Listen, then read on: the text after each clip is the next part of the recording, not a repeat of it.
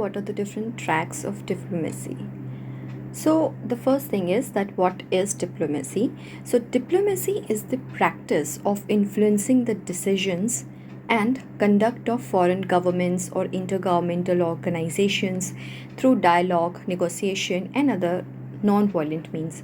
So basically diploमेसी क्या है? Diplomacy is a tool of foreign policy and जिसके through हम डिसीजंस को इन्फ्लुएंस करते हैं, किस तरीके से फॉरेन गवर्नमेंट कंडक्ट करेगी या किस तरीके से जो इंटरगवर्नमेंटल ऑर्गेनाइजेशंस हैं वो कंडक्ट करेंगी, उसको हम इन्फ्लुएंस करते हैं डायलॉग, निगोसिएशंस और दूसरे नॉन वायलेंट मीन्स के through.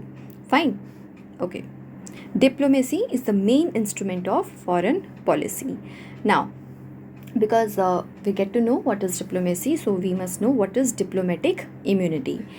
See, the sanctity of diplomats has long been observed underpinning the modern concept of diplomatic immunity.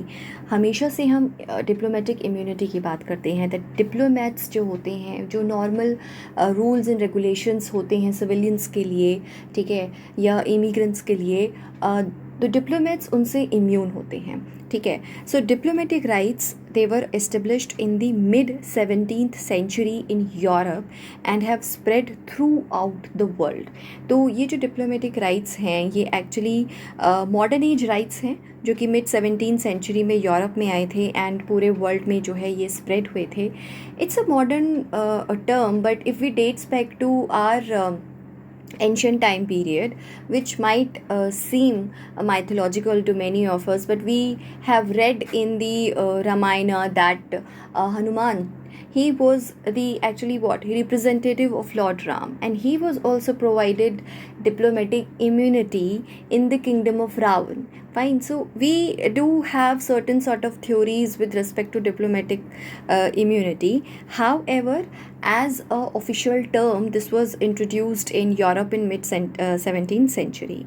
Now, these rights were formalized by the 1961 Vienna Convention on Diplomatic Relations, which protects diplomats from being persecuted or prosecuted while on a diplomatic mission. मतलब कोई भी अगर diplomat अपने diplomatic mission में है किसी foreign country में, तो under 1961 Vienna convention on diplomatic relations उनको प्रोटेक्शन मिलती है फ्रॉम बीइंग परसिक्यूटेड और prosecuted. Fine. Now, if a diplomat does commit a serious crime while in a host country, she may be declared as persona non grata, that is unwanted person, and such diplomats are then often tried for the crime in their homeland.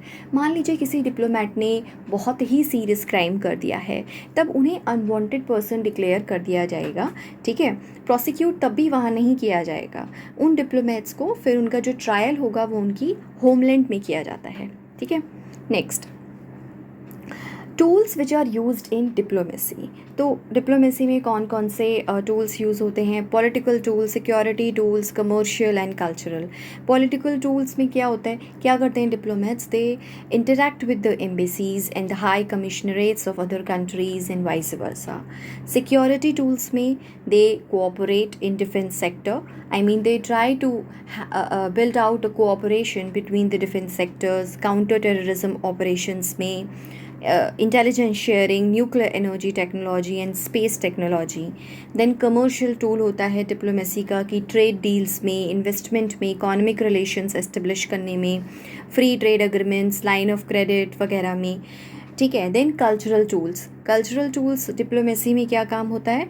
जैसे कि cultural exchanges, cooperation in the field of art, literature, education, films. ठीक है. तो ये कुछ tools हैं, like political, security, commercial to cultural.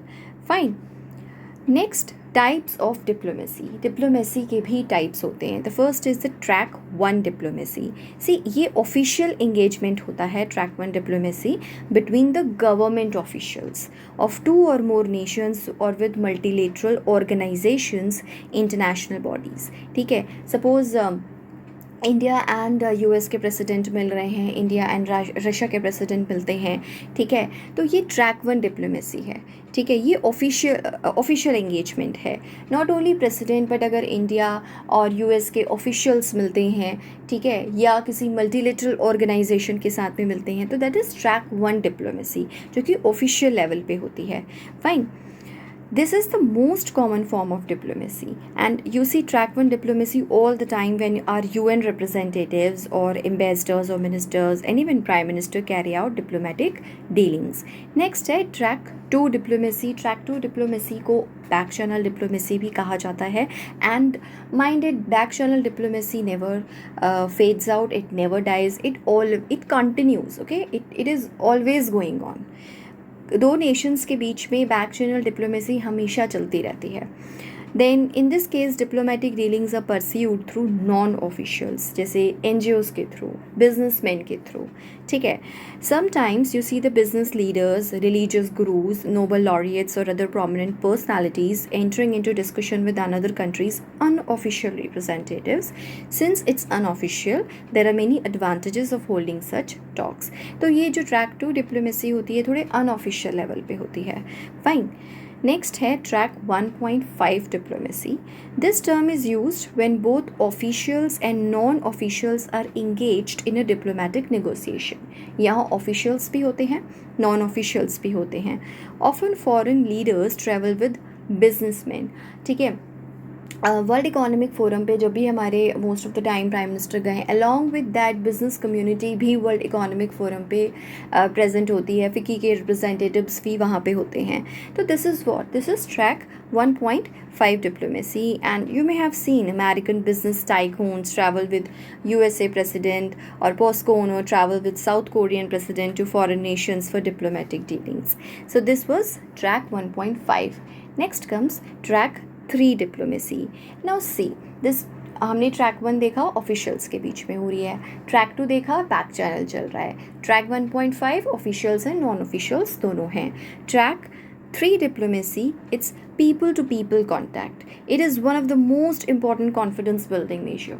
Fine. And this generally happens at the low level and involves के आगे का गायब हो गया है. Anyway, so it's important to note that in track 3 diplomacy there is no official intervention or guidance. इसमें कुछ भी official capacity में नहीं होता है, लोगों के बीच में होता है. ठीक है. You may remember अमन की आशा initiative to increase people to people contact between India and Pakistan in this regard. ये कुछ साल पहले की बात है, अमन की आशा वाला जो initiative शुरू किया गया था under track 3 diplomacy. नेक्स्ट है track 4 diplomacy. Now track 4 diplomacy is multi track diplomacy. ये एक होलिस्टिक अप्रोच है. ठीक है. इसमें मल्टीपल चैनल्स होते हैं, officials, non officials, people to people contact भी होता है इसके अंदर. ठीक है. एंड मल्टीपल स्टेक होल्डर्स होते हैं. This approach is particularly useful in long pending conflicts and unresolved issues between 2 countries. जब हम पूरा जोर लगाना चाहते हैं यार कहीं से तो ये मैटर सॉल्व हो जाए. ठीक है. Then we follow this track 4 diplomacy. Okay, and that's it. Thank you.